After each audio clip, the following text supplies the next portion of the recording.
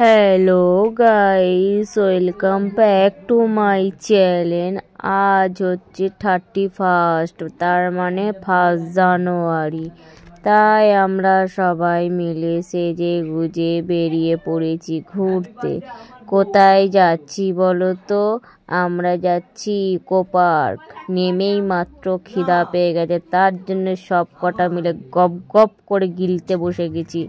কারণ গেলাটা আগে ঘোড়াটা পরে, তার জন্য গিলতে বসে গেছি। আর এইদিকে দেখো এত লোকের ভিড়, লোকটা এলো কোথা দিয়ে?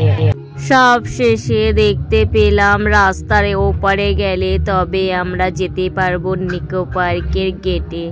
তাই এদিক ওদিক তাকিয়ে দেখলাম, বললাম মরার গাড়িগুলো আর সাইড আমাদের দিচ্ছে না।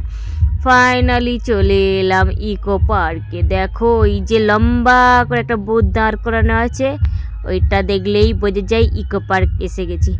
বড় বড় অক্ষরে লেখা আছে ইকো পার্ক।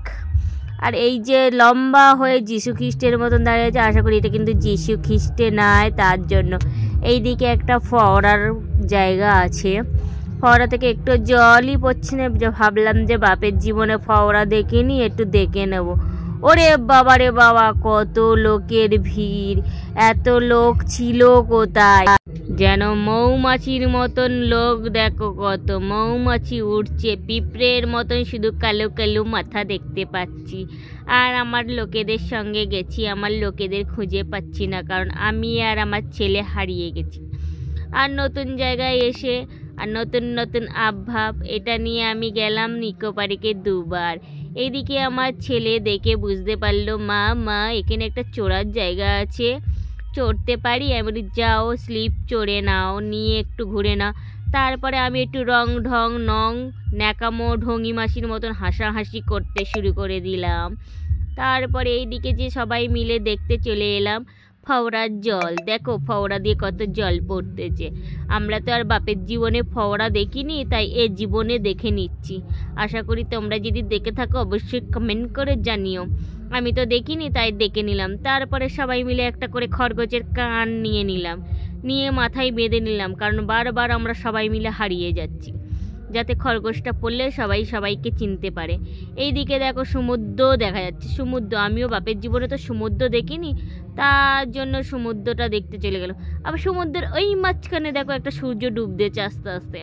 যদি ডুবতে থাকে তো ডুবতেই থাকছে। একটু বলছি দাঁড়িয়ে যা, অপেক্ষা কর, কারণ ঠান্ডা লাগছে। সূর্য ডোবা মানে ঠান্ডাটা বেশি লাগা। এইদিকে দেখো কত গোলাপ ফুল ফুটেছে। বাপের জীবনে গোলাপ ফুলটাও দেখিনি, তাই আজকে দেখে নিলাম। দেখো লাল লাল গোলাপ ফুল। তোমরা কেউ দেখেছো লাল লাল গোলাপ ফুল?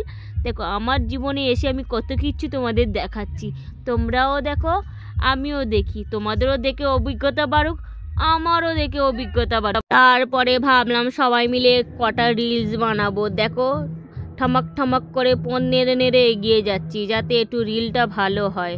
আর এইদিকে যে পিঙ্ক কালারের গোলাপ ফুলটা দেখলাম, এটা দেখেও তো এতই সুন্দর লাগছে, আর কেউ আমাদের ছিটতেও দিচ্ছি না।